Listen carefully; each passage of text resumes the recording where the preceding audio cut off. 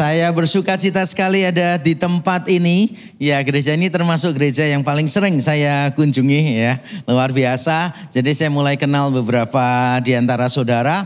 Nah, hari ini saya mau menyampaikan firman Tuhan dengan kalimat yang bagus sekali, yaitu temanya You are what you love gitu. Engkau adalah apa yang engkau cintai.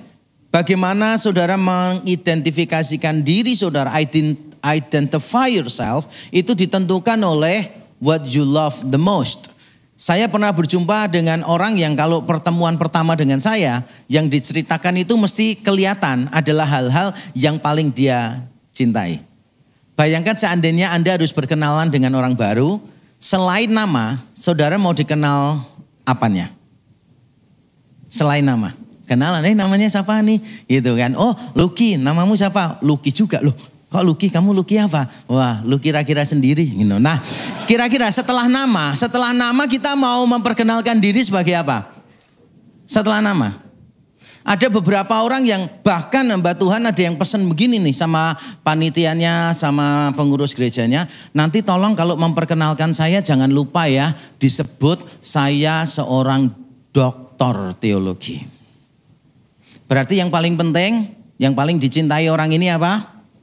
Gelar akademis gitu. Kira-kira apa yang paling penting di dalam hidup kita, yang paling kita cintai? Nah, itu adalah pertanyaan yang akan kita renungkan sepanjang khotbah hari ini. Walaupun saya tidak akan berkhotbah sepanjang hari. Tapi sepanjang khotbah hari ini kita akan merenungkan itu. Dan tema ini Bapak Ibu Saudara jangan sampai saudara memikirkan begini. Wah, pendeta ini pinter ya milih kalimat yang bagus. Tidak. Kalimat ini yang membuat bukan saya. Saya mengambil judul ini dari sebuah buku yang saya sukai. Dengan judul yang sama.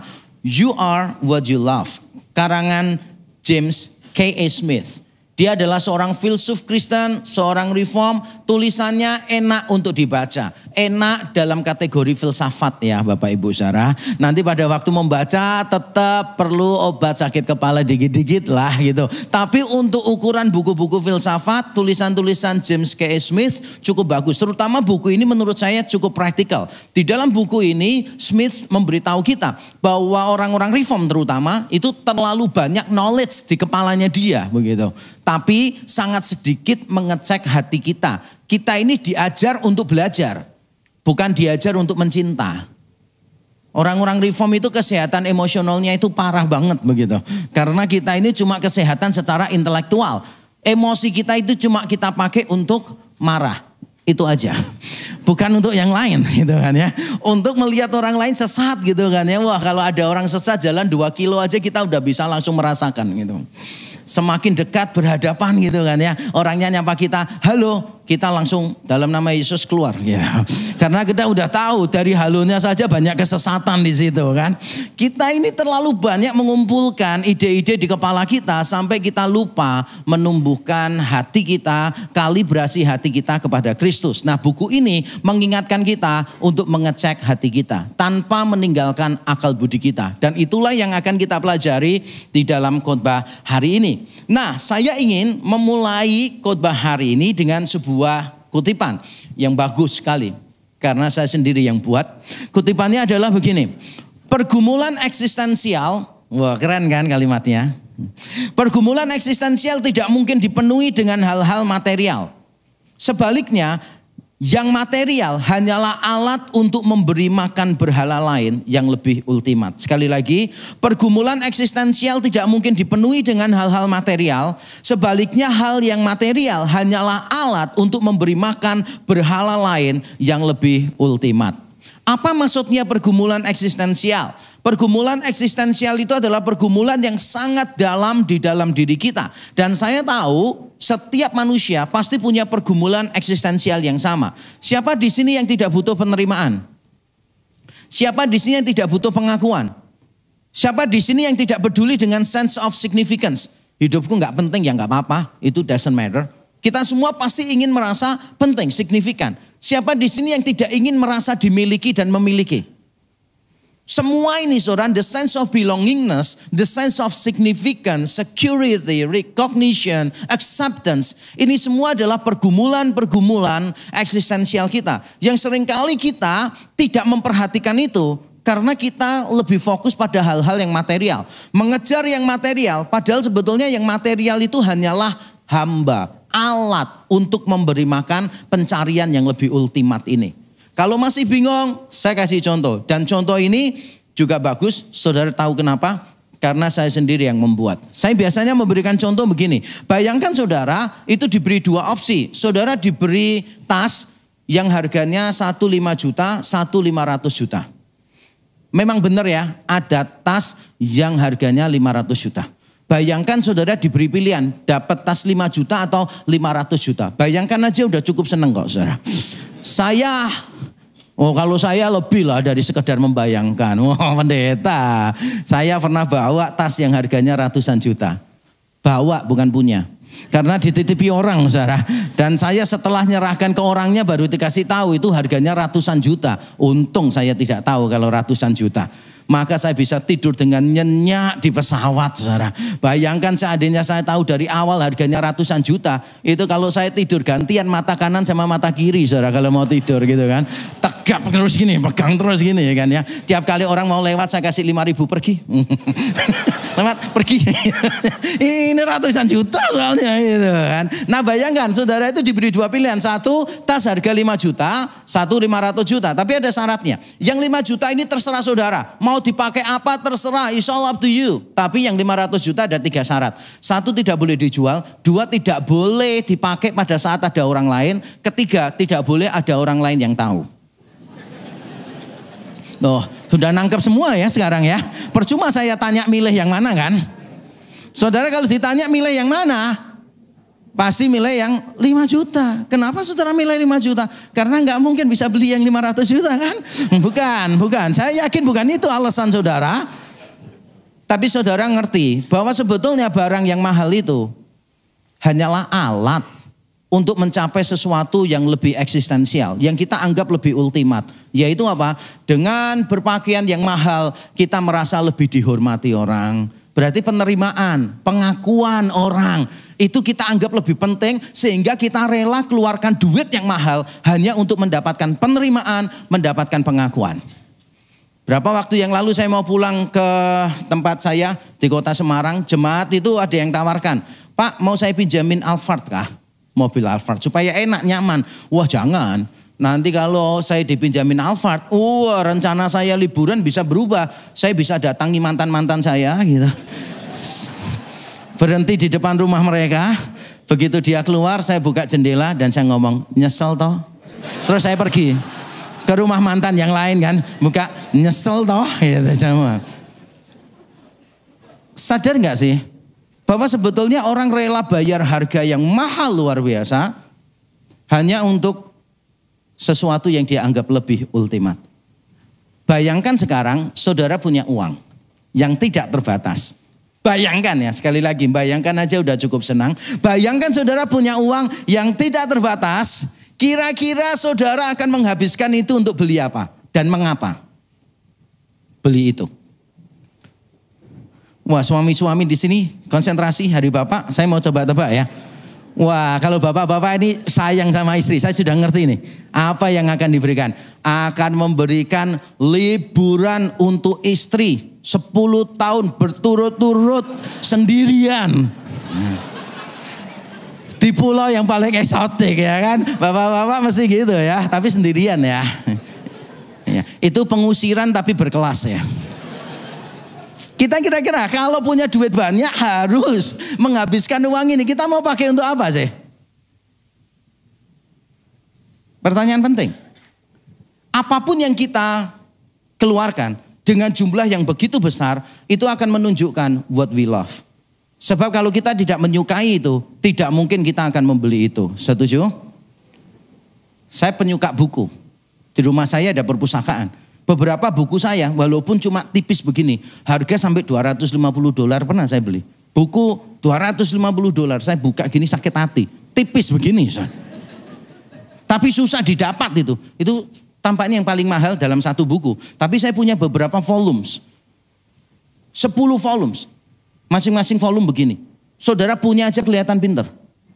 Bawa sudah diminta ngajar. belum baca ini, cuma bawa aja udah diminta ngajar gitu kan. Begitu saudara ngajar baru dilempari sepatu. Nah, ya karena nggak pernah baca buku, dari mana bisa ngajar? Beberapa orang tuh bingung gitu, ngapain keluarin duit sebanyak itu gitu kan ya untuk buku. Saya jawab, karena bagi saya buku itu berharga. Maka uangnya menjadi kurang berharga. Kita akan rela mengeluarkan uang yang banyak untuk sesuatu yang kita anggap paling berharga di dalam hidup kita. Dan hari ini kita akan melihat ada seseorang di dalam Alkitab yang rela mengeluarkan uang untuk mendapatkan sesuatu. Padahal sebetulnya sesuatu yang dia dapatkan, dia mau pakai untuk mendapatkan yang lain lagi. Sekali lagi ingat, uang itu tidak pernah jadi tuan yang ultimat. Uang itu akan selalu menjadi alat untuk melayani tuan lain yang lebih ultimat. Mungkin penerimaan, mungkin pengakuan, mungkin kontrol, mungkin kuasa, mungkin kenyamanan. Itu semua yang kita layani dengan uang yang ada di dalam tangan kita. Nah, mari kita sekarang melihat contohnya. Mari kita membaca di dalam Kisah Para Rasul pasal 8 ayat 18-24. Kita akan membaca secara bergantian. Yang ganjil dibaca oleh yang hamba uang, yang genap dibaca oleh yang tidak punya uang. Ya, silahkan dimulai dari yang tidak punya uang. Kasihan ya, kasihan. Oke, saya yang baca aja ya, genap ya. Oke, karena saya memang kategorinya nggak punya uang ya. Saya cuma punya kripto aja. Saya bacakan ya, Kisah Rasul 8, 18-24 ya, gantian kita baca. Ketika Simon melihat bahwa pemberian Roh Kudus terjadi oleh karena rasul-rasul itu menumpangkan tangannya, ia menawarkan uang kepada mereka. Serta berkata, berikanlah juga kepadaku kuasa itu, supaya jika aku menumpangkan tanganku di atas seseorang, ia boleh menerima Roh Kudus. Tetapi Petrus berkata kepadanya, binasalah kiranya uangmu itu bersama dengan engkau, karena engkau menyangka bahwa engkau dapat membeli karunia Allah dengan uang. Tidak ada bagian atau hakmu dalam perkara ini, sebab hatimu tidak lurus di hadapan Allah. Jadi bertobatlah dari kejahatanmu ini dan berdoalah kepada Tuhan, supaya ia mengampuni niat hatimu ini. Sebab kulihat bahwa hatimu telah seperti empedu yang pahit dan terjerat dalam kejahatan. Jawab Simon, hendaklah kamu berdoa untuk aku kepada Tuhan, supaya kepadaku jangan kiranya terjadi segala apa yang telah kamu katakan itu. Amin, amin. Kisah ini merupakan kelanjutan dari apa yang terjadi di Samaria. Di Samaria terjadi kegerakan rohani yang luar biasa. Kalau boleh saya pakai istilah populer, Roh Kudus melawat kota itu dengan dahsyat. Atau kalau saudara mau lebih ungkapan yang lebih bagus lagi, Roh Kudus bekerja secara ugal-ugalan di kota Samaria. Banyak pertobatan terjadi. Orang bertobat, orang sakit disembuhkan, orang yang kerasukan setan, roh jahatnya diusir keluar. Sehingga banyak orang Samaria akhirnya bertobat. Lalu terjadi sesuatu. Mereka walaupun sudah percaya Tuhan, sudah dibaptis, ternyata mereka belum menerima Roh Kudus. Lalu gereja di Yerusalem mendengar, oh ada petobat-petobat baru di Samaria. Lalu gereja Yerusalem, gereja induk, mengutus Petrus dan Yohanes ke Samaria. Setelah keduanya sampai di sana, menumpangkan tangan atas orang-orang Samaria. Orang-orang Samaria itu penuh Roh Kudus. Nah, kisah ini menimbulkan perdebatan di antara dua kubu. Kubu pertama berkata begini, nah kisah ini membuktikan bahwa percaya Yesus saja tidak cukup.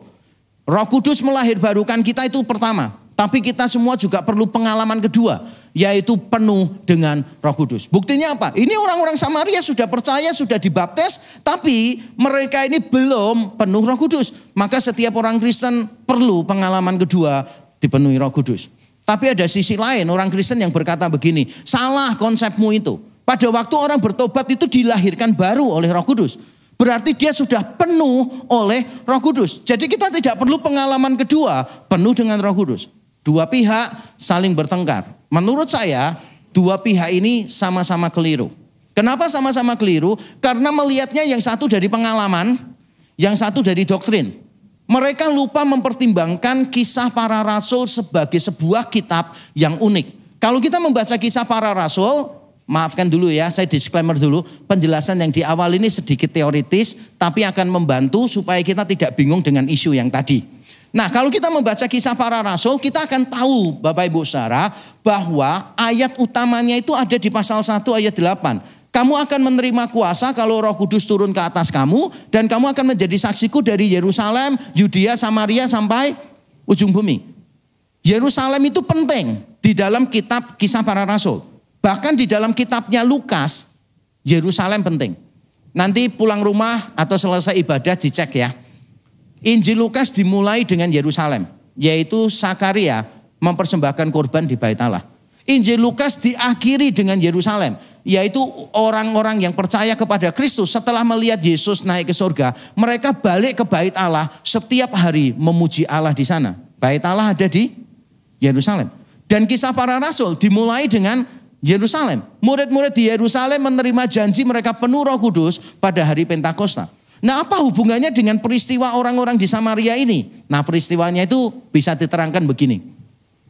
Setiap kali ada pergerakan Injil ke tempat lain, selalu baliknya itu ke Yerusalem. Tidak percaya, saya akan kasih tahu. Mengapa orang-orang itu bisa pergi ke Samaria? Karena orang-orang di Yerusalem dianiaya. Ketika dianiaya, orang-orang Yerusalem pergi ke Samaria, lalu di Samaria mereka bertobat. Makanya Yerusalem mengutus para rasul pergi ke Samaria. Lalu kalau kita baca di pasal 11, orang-orang yang dianiaya di Yerusalem, mereka juga pergi ke perantauan. Dan mereka memberitakan Injil di perantauan. Setelah ada orang yang bertobat, maka gereja Yerusalem sekali lagi mengutus Barnabas pergi ke gereja sana. Seolah-olah apapun yang dibuka harus ada kaitan dengan Yerusalem. Dan menariknya, Paulus itu terakhir memberitakan Injil di Kisah Para Rasul, itu di kota Roma. Tapi bagaimana Paulus bisa sampai ke kota Roma? Ada yang tahu? Karena dia ditangkap di mana? Di Yerusalem. Karena dia ditangkap di Yerusalem melalui proses pengadilan yang panjang sampai akhirnya bisa sampai ke Roma dan memberitakan Injil di sana. Roma itu adalah ujung bumi. Jadi setiap kali ada pergerakan misi selalu baliknya ke Yerusalem, baliknya ke Yerusalem. Jadi kalau saya mau jawab ya, mengapa orang-orang Samaria ini belum penuh Roh Kudus pada waktu Filipus melayani? Ya supaya ada legitimasi dari Yerusalem. Dan jangan lupa juga ada isu rasial di situ. Samaria itu bukan Yahudi. Mereka tidak saling bersahabat. Dan Filipus itu walaupun orang Yahudi, budayanya Yunani. Sehingga tidak terlalu legit kalau sampai Filipus yang menumpangkan tangan terus mereka penuh Roh Kudus. Itu pasti menimbulkan masalah. Gereja Yerusalem pasti tidak akan bisa terima. Karena Filipus dianggap kurang Yahudi. Tapi kalau gereja Yerusalem mengutus Petrus dan Yohanes, sangat Yahudi ini, menumpangkan tangan penuh Roh Kudus. Gereja Yerusalem gak bisa ngomong apa-apa. Mereka bagian dari umat Allah. Ingat peristiwanya Cornelius? Cornelius mau ketemu Petrus pun sama-sama harus dituntun sama Tuhan. Yang satu dapat penglihatan, yang satu dapat mimpi. Bener gak sih? Kalau tanpa itu gak mungkin bisa ketemu. Nah, pada waktu Petrus ke rumah Cornelius, perhatikan ya. Petrus tidak berani numpangkan tangan atas Cornelius. Karena dia tahu itu sensitif banget. Bahkan Petrus ngomong gini, kamu tahu ya betapa kerasnya larangan orang Yahudi masuk ke rumahmu. Aku datang ke rumahmu karena penglihatan. Kalau bukan penglihatan gak mungkin aku masuk ke rumahmu. Maka ketika dia khotbah, dia tidak menumpangkan tangan. Tiba-tiba Cornelius penuh Roh Kudus. Gereja Yerusalem bersukacita? No, tidak bersukacita. Petrusnya disidang. Kenapa kamu masuk di rumah orang yang tidak mengenal Tuhan? Petrusnya jawab, loh sebentar ya. Aku ini cuma khotbah. Tiba-tiba penuh sendiri. Jangan salahkan aku, itu Roh Kudus yang bekerja. Isu rasial itu sangat sensitif sekali. Sehingga saya yakin di dalam kedaulatan Tuhan, Tuhan itu sudah ngatur orang-orang Samaria belum penuh Roh Kudus sebelum rasul-rasul dari Yerusalem datang. Supaya mereka mudah diterima oleh gereja Yerusalem. Paham ya maksudnya pemahaman ini? Ini yang paling teoritis di dalam khotbah saya. Setelah ini saya akan melucu terus gak ada isinya. Paham ya? Oke, setelah saudara paham bagian yang tadi, sekarang kita akan melihat ceritanya tadi. Nah, setelah para rasul itu menumpangkan tangan atas orang-orang Samaria, Simon melihat. Wah, Simon melihat mereka penuh Roh Kudus. Berarti penuh Roh Kudusnya ada tanda enggak? Ada dong, melihat kok. Ada beberapa orang reform terutama ngomong gini, wah itu enggak ada tandanya sebetulnya. Cuma Simon melihat, loh enggak ada tanda maksud bisa dilihat. Ya mesti ada tanda lah, mungkin bahasa roh, mungkin kita nggak pernah tahu. Pokoknya ada tandanya, makanya Simonnya Melihat. Lalu setelah melihat, Simon itu menawarkan uang. Kalau dalam bahasa Indonesia menawarkan. Tapi kalau dalam bahasa Yunani bukan menawarkan, mempersembahkan. Kalau menawarkan itu baru tanya. Kalau ini enggak, mempersembahkan uang. Sambil berkata, berikanlah juga kepadaku kuasa itu. Supaya jika aku menumpangkan tanganku di atas seseorang, ia boleh menerima Roh Kudus. Ia boleh menerima Roh Kudus. Wah, bayangkan ya. Permintaannya Simon ini. Tujuannya baik enggak? Menumpangkan tangan atas orang itu penuh Roh Kudus. Baik enggak? Baik. Dan untuk mencapai itu, Simon rela keluar duit. Kasih persembahan. Ini duitnya. Baik enggak berkorban dalam pelayanan? Baik loh, harus jujur ya. Melayani orang baik. Baik. Berkorban dalam pelayanan baik. Baik. Kita bingung. Kalau gitu inti khotbahnya apa? Masa inti khotbahnya mari kita sama-sama meniru Simon? Enggak kan? Kita tahu ada yang salah nih. Ada yang salah, makanya Simon ditegur oleh Petrus. Nah, yang salah itu apa? Nanti saya akan terangkan, tapi sekarang ini saya mau menunjukkan bahwa di dalam sesuatu yang baik, kadangkala manusia lama kita itu masih belum benar-benar hilang. Kita itu menutupi manusia lama kita dengan sesuatu yang baru. Padahal sebetulnya semuanya lama. Coba ya kita lihat. Saya bacakan di Kisah Rasul pasal 8 juga ayat 9. Seorang yang bernama Simon telah sejak dahulu melakukan sihir di kota itu dan menakjubkan rakyat Samaria. Serta berlaga seolah-olah ia seorang yang sangat penting. Semua orang besar kecil mengikuti dia dan berkata, orang ini adalah kuasa Allah yang terkenal sebagai kuasa besar. Dan mereka mengikutinya karena sudah lama ia menakjubkan mereka oleh perbuatan sihirnya. Ayat 13 lompat. Simon sendiri juga menjadi percaya dan sesudah dibaptis ia senantiasa bersama-sama dengan Filipus dan takjub ketika ia melihat tanda-tanda dan mujizat-mujizat besar yang terjadi. Kata yang sering muncul di dalam bagian ini apa? Kalau mendengar kata Simon, kata yang langsung terasosiasi dengan Simon adalah takjub, takjub, takjub. Kemudian apa lagi? Kuasa, kuasa, tanda yang hebat, mujizat. Dari dulu Simon itu lekat sekali dengan kuasa, lekat sekali dengan hal-hal yang spektakuler. Manusia lamanya dia belum sepenuhnya beres. Ketika dia melihat para rasul menumpangkan tangan, lalu orang-orang yang ditumpangi tangan penuh dengan Roh Kudus, wow. Dia langsung, wah ini kuasa ajaib ini. Wah ini supranatural nih. Lalu dia tawarkan, nih tak kasih persembahan duit ya. Tapi beri aku kuasa itu. Jadi yang paling penting bagi Simon apa? Kuasa. Simon berubah? Tidak. Simon tidak pernah berubah.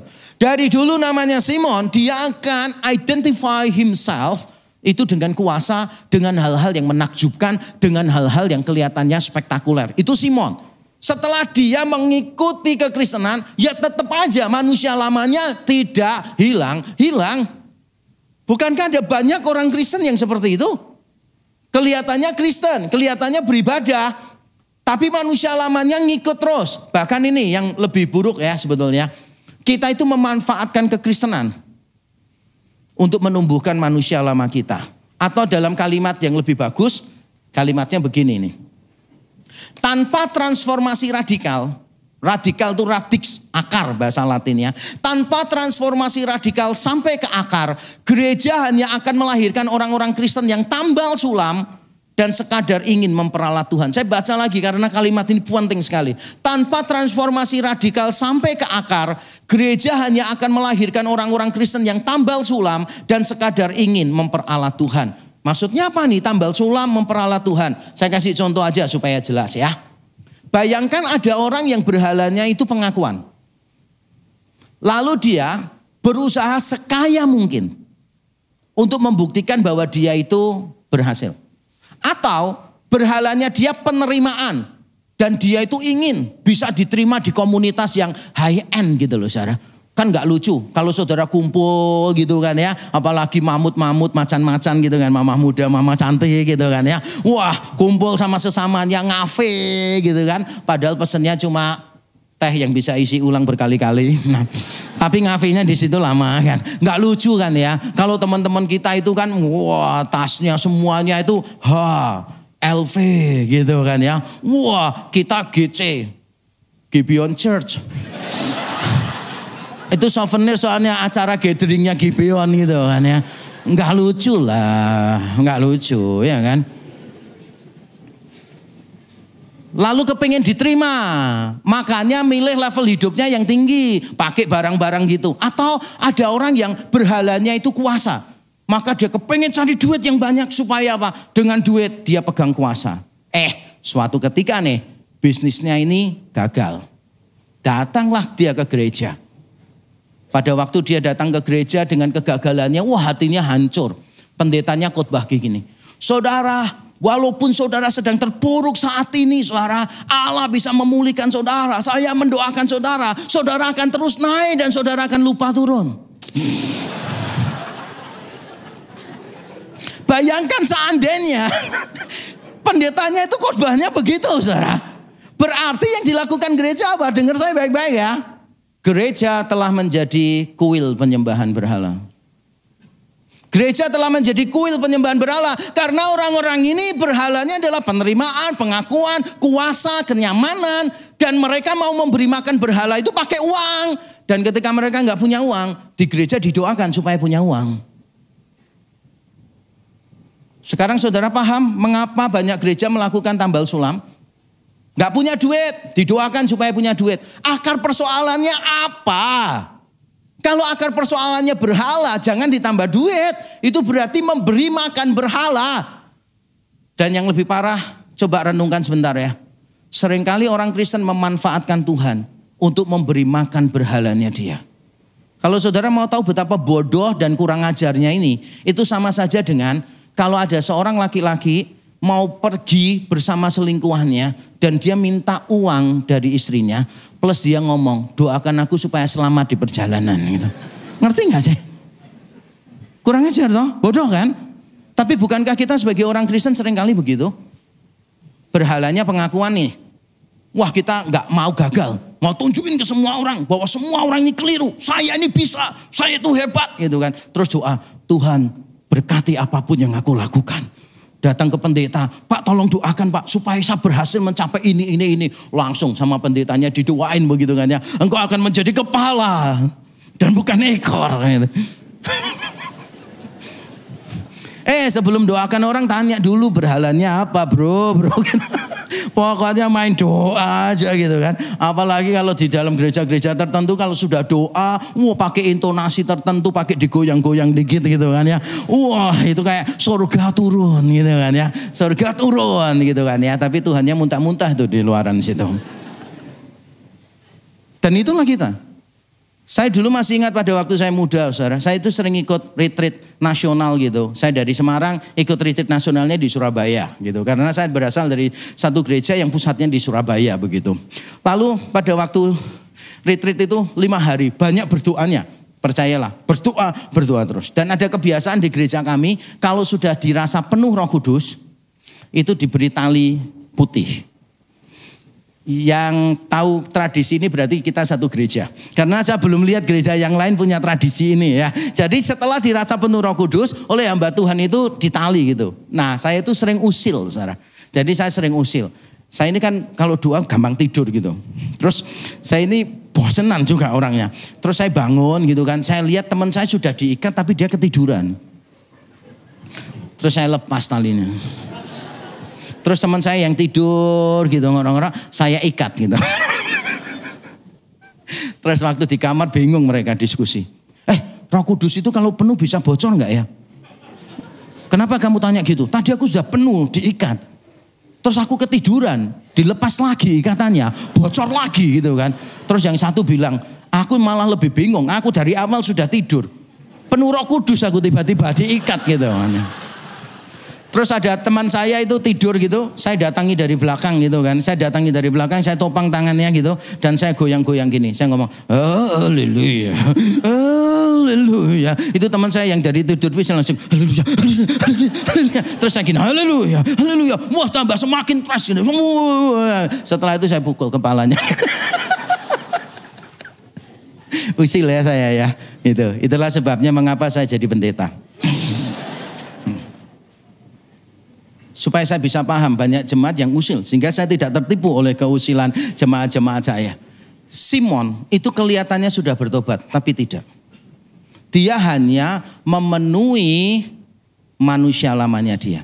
Dan sekarang saya akan menerangkan dengan lebih spesifik. Sebetulnya apa sih persoalan Simon? Kesalahan Simon apa? Kesalahan Simon adalah persoalan kita semua. Yang pertama saudara, tidak memahami kasih karunia Allah. Di ayat 20 dikatakan demikian. Tetapi Petrus berkata kepadanya, binasalah kiranya uangmu itu bersama dengan engkau karena engkau menyangka, berarti pikiran kita, konsep kita, bahwa engkau dapat membeli karunia Allah dengan uang. Kesalahan Petrus yang pertama itu adalah salah konsep.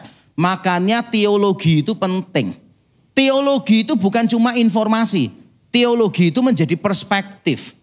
Yang paling penting itu bukan berapa banyak informasi baru yang saudara pelajari, tapi bagaimana saudara memiliki paradigma konseptual yang solid, yang berpusat pada Injil. Kalau saudara punya paradigma yang baik, saudara itu bisa memandang segala sesuatu secara rohani. Jadi Injil itu bukan cuma apa yang kita lihat. Injil itu adalah bagaimana kita melihat segala sesuatu di dalam hidup kita. Kalau sekali konsepnya salah, paradigma konseptualnya salah, semuanya salah. Buktinya Simon ini. Simon merasa bahwa kasih karunia Tuhan itu bisa dibayar. Mungkin saudara berkata, nah itu kan kesalahan mendasar sih Pak. Kalau saya enggak lah. Masa kita sampai salah model begitu, keterlaluan lah Simon itu. Tapi jujur ya, jujur. Kadangkala kita melakukan kesalahan yang sama dengan Simon. Misalnya ini, ada orang yang berkata begini, hamba Tuhan loh, ngomong gini kepada seorang jemaat yang bisnisnya lagi bermasalah. Hamba Tuhan yang ngomong gini, jangan khawatir, gak mungkin kamu bangkrut lah. Kenapa gak mungkin kamu bangkrut? Kamu loh melayani Tuhan. Gak mungkin kamu bangkrut, kamu loh sering nyumbang untuk pekerjaan Tuhan. Gak mungkin Tuhan biarkan kamu bangkrut. Coba ya dengerin ya. Nasihat ini berarti nasihatnya sedang bertransaksi dengan Tuhan tuh. Kalau kita melayani Tuhan, Tuhan berkewajiban memberkati kita. Kalau kita memberi persembahan kepada Tuhan, Tuhan berkewajiban membalikkan berkali lipat persembahan kita. Banyak orang Kristen, ayat masnya ketika memberi bukan cuma dibalas 30 kali lipat dan sebagainya. Atau barang siapa banyak memberi, banyak diberkati, bukan cuma itu. Orang Kristen sekarang ayat hafalannya berbeda saudara. Masukkan persembahan transfer sambil ngomong 4 kali 4 sama dengan 16. Sempat tidak sempat Tuhan wajib membalas. Matius 29 ayat 300 itu saudara. Berapa banyak coba di antara kita yang masih punya pikiran bahwa apa yang kita lakukan menentukan apa yang dilakukan oleh Allah. Kalau kita baik ya Allah baik kepada kita. Kalau kita tidak baik ya Allah tidak baik kepada kita. Berapa banyak di antara kita misalnya masuk ke mall gitu kan. Baru masuk dapat tempat parkir. Langsung ngomong berkat anak soleh. Berapa banyak? Nah benar gak sih? Berkat anak soleh. Jadi seolah-olah kalau sesuatu yang baik menimpa hidupmu itu karena engkau berbuat baik. Engkau lupa. Berapa kali cepat-cepat berangkat dari rumah lupa sembahyang. Tetap aja balik selamat. Benar gak sih? Kalau Tuhan mengikuti cara pikir kita, banyak di antara kita yang gak balik loh. Sungguhan. Makan gitu. Kita makan. Kadang lupa toh. Makan dulu. Baru berdoa. Ada orang Kristen gitu. Makan dulu baru berdoa. Terus saya, loh kamu berdoa dulu baru makan. Loh jangan Pak. Makan dulu baru berdoa. Supaya saya bisa tahu jenis doanya apa. Doa ucapan syukur atau doa meminta kesabaran dari Tuhan itu beda Pak. Ditentukan oleh rasa dari menunya kan gitu. Ada orang-orang Kristen tertentu yang berpikir bahwa kalau kita berbuat baik Tuhan wajib berbuat baik kepada kita. Keliru ya. Perbuatan baik kita justru didorong oleh perbuatan baik Tuhan kepada kita. Bukan sebaliknya. Bukan sebaliknya. Nah saya mau memberitahu saudara satu kalimat. Kalimat ini bagus dan saudara tahu kenapa saya sendiri yang buat. Kasih karunia tidak bisa dibayar dan tidak perlu dibalas.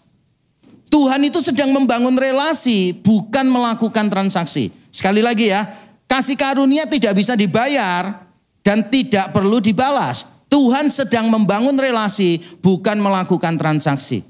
Ketika Tuhan memberikan anaknya bagi kita kasih karunia-Nya yang terbesar, dia enggak kepengen kok kita balas sampai lunas. Itu bukan hutang, itu kasih karunia. Kalau saudara membalas kasih karunia Allah sampai lunas, itu berhenti jadi kasih karunia. Itu menjadi pinjaman untuk kita. Salah.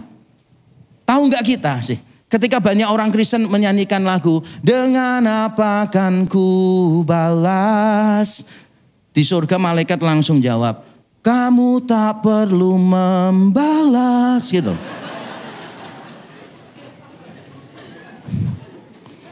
Tuhan itu bukan orang yang suka balas-balasan. Tuhan gak pernah memerintahkan kita, balas.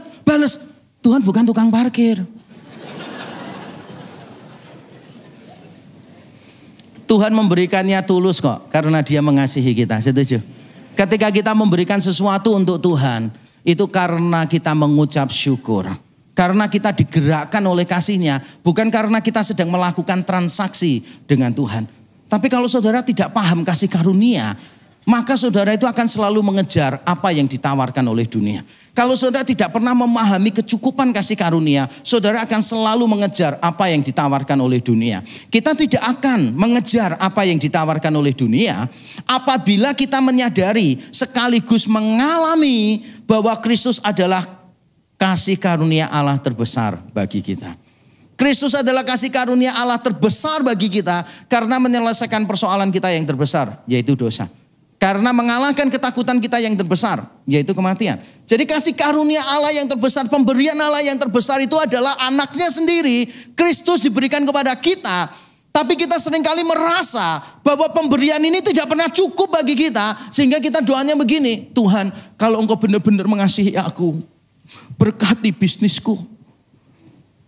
Tuhan kalau Engkau benar-benar mengasihi aku, sembuhkan aku dari penyakitku. Tuhan mengapa Engkau enggak mengasihi aku? Mengapa anakku lomba gagal terus? Pernah enggak kita berdoa begitu? Saya coba membayangkan aja ya, seandainya saya jadi Kristus dan ada orang yang berdoa, Bapa kalau Engkau mengasihi aku, buktikan ya Tuhan. Sembuhkan penyakitku.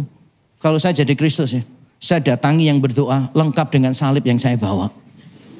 Saya di depan matanya dia, saya ngomong gini, masih kurang tak? Ayo bener gak? Pemberian Allah yang terbesar itu anaknya bagi kita. Ini adalah kasih karunia, the greatest grace yang Tuhan berikan kepada kita. Nah kalau saudara tidak pernah merasa cukup dengan ini, dengarkan saya baik-baik ya. Kalau saudara tidak pernah cukup dengan ini, saudara tidak akan pernah cukup dengan apapun juga. Dan ketika saudara merasa tidak cukup dengan apapun juga, saudara craving for more, mencari yang lebih, semakin kekosongan, kekecewaanmu akan semakin besar. Kalau Kristus tidak pernah memuaskan jiwamu, maka tidak akan ada satupun yang lain yang bisa memuaskannya. Kenapa? Karena saya percaya, kekosongan jiwa yang hanya bisa diisi oleh pencipta, tidak mungkin bisa dipenuhkan oleh ciptaan. Tidak mungkin. Makanya saya memberitahu ya, orang tua yang berhalanya rasa aman, jangan menjadikan anak-anakmu sebagai jaminan. Karena tidak fair untuk anak-anakmu. Kenapa? Rasa aman sejati cuma Tuhan yang bisa sediakan, bukan anak-anak kita. Anak-anak juga begitu. Jangan sampai kita memenuhi berhala kita melalui orang tua kita. Ada, kebanyakan tuh orang tua memanfaatkan anak. Misalnya orang tua berhalanya pengakuan, tapi dari dulu gagal untuk berhasil. Lalu pakai anaknya, dipaksa anaknya untuk berhasil. Supaya apa? Supaya ada yang dibanggakan kalau ketemu sama banyak orang.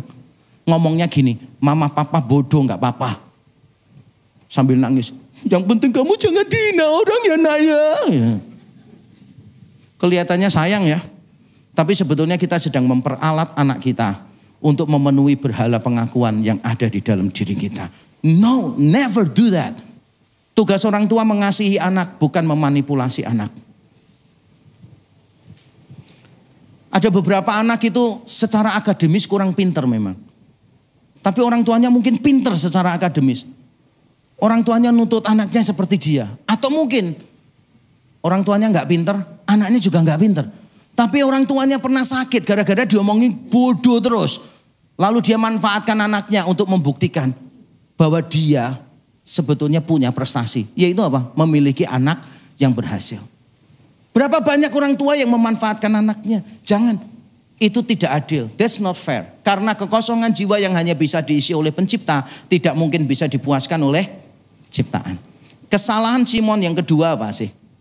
Kesalahan Simon yang kedua adalah tidak menganalisa kondisi hati. Saya bacakan ya, ayat 21 sampai 23. Tidak ada bagian atau hakmu dalam perkara ini, sebab hatimu tidak lurus di hadapan Allah.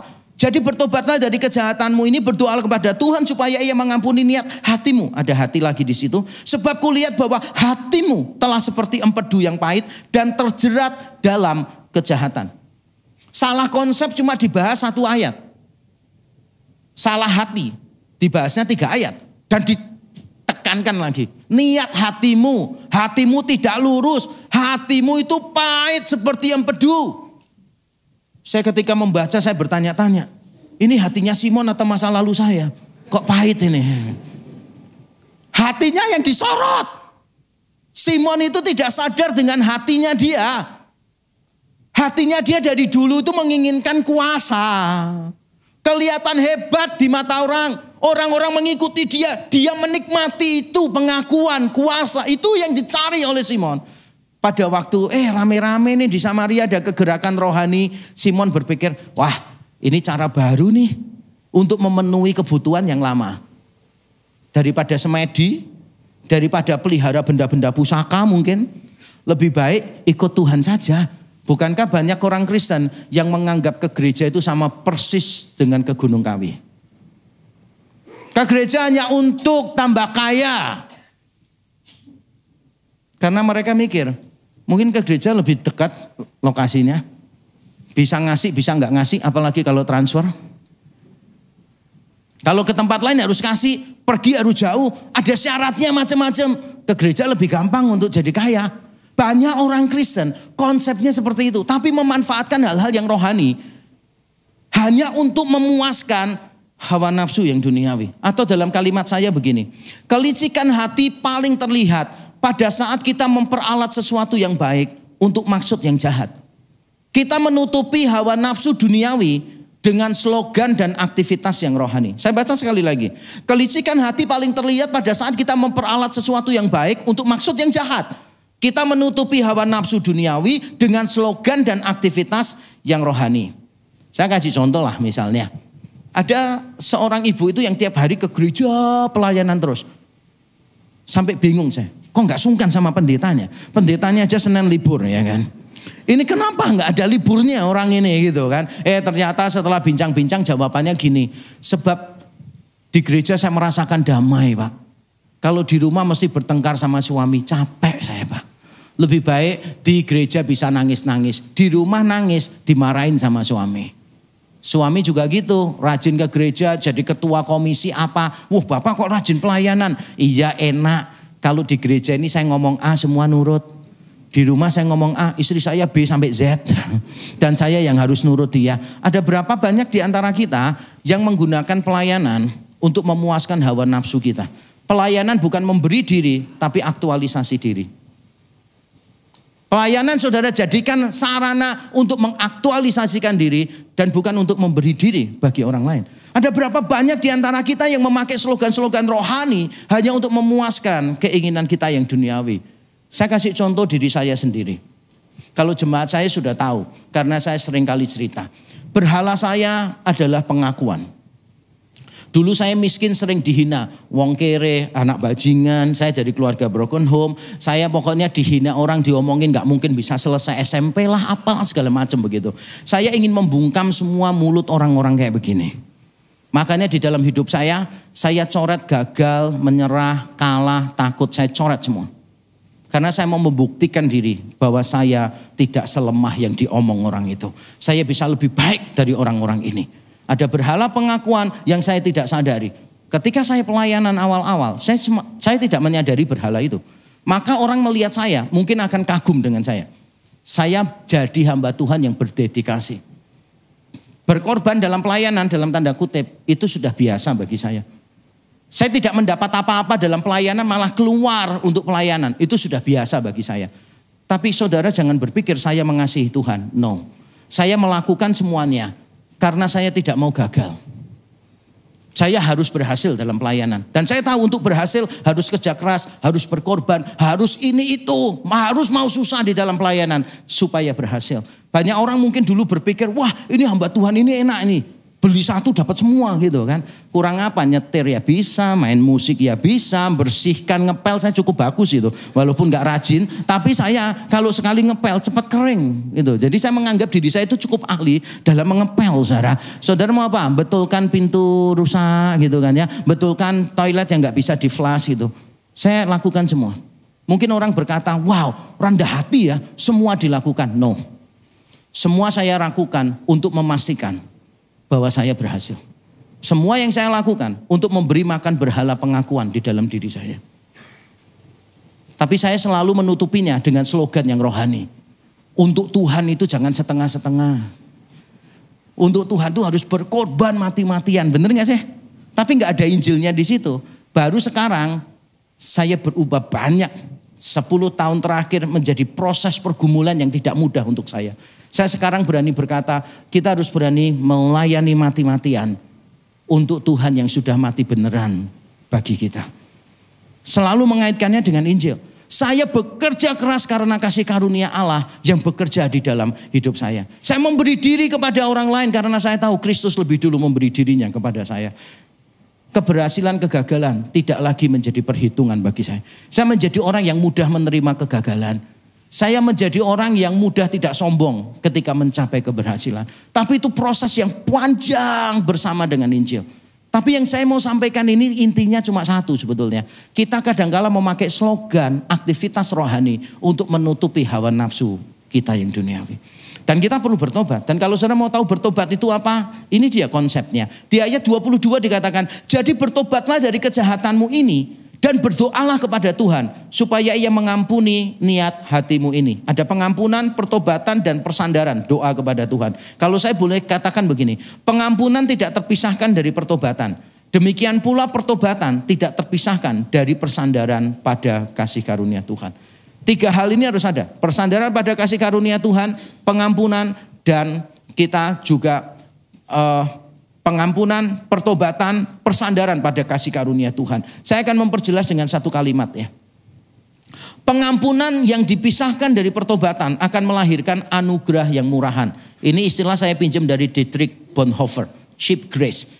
Kalau saudara cuma bicara pengampunan dipisahkan dari pertobatan, anugerahnya murahan. Sebaliknya pertobatan tanpa persandaran pada kasih karunia hanya akan memuaskan ego manusia. Di mana-mana saya mengajarkan upaya untuk menjadi serupa dengan Kristus tanpa mengandalkan kekuatan Kristus adalah perlawanan terhadap Kristus. Saya ulang sekali lagi. Upaya untuk menjadi serupa dengan Kristus tanpa mengandalkan kekuatan Kristus adalah perlawanan terhadap Kristus. Satu sisi kita diampuni benar karena korban Kristus sempurna di atas kayu salib bagi kita. Dia sempurna. Maka dosa kita apapun Tuhan akan ampuni bagi kita. Hutang dosa kita lunas dibayar. Dosa masa lalu, masa kini, masa yang akan datang. Semua lunas dibayar oleh Tuhan. Tapi jangan sampai kita berpikir pengampunan itu diberikan tanpa pertobatan. Dan jangan sampai kita berpikir yang penting kita bertobat, berusaha sendiri menjadi orang lebih baik tanpa bersandar pada kasih karunia Kristus. 3 hal ini tidak mungkin kita bisa pisahkan dari hidup kita. Saya sungguh rindu saudara menyadari betapa bahayanya kondisi kita masing-masing, saya dan saudara. Kadang hal yang baik pun bisa menjadi hal yang dipakai untuk melawan Allah yang baik. Karena hati kita. Dan saya akan tutup dengan satu kalimat ini. Jika sumber segala kejahatan adalah hati, solusinya hanyalah transformasi dan kalibrasi. Darah Kristus mengubahkan, dan itu sudah terjadi pada waktu saudara percaya. When you put your trust in Jesus Christ, your heart has been cleansed by His blood. Sudah terjadi dalam hidup kita. Tapi kita juga perlu sekaligus menjadikan darah Kristus, penebusannya, Injilnya terus menerus menjadi patokan.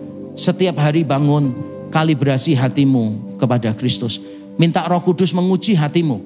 Apakah semua yang baik yang engkau lakukan hanya untuk memuaskan hawa nafsu yang jahat?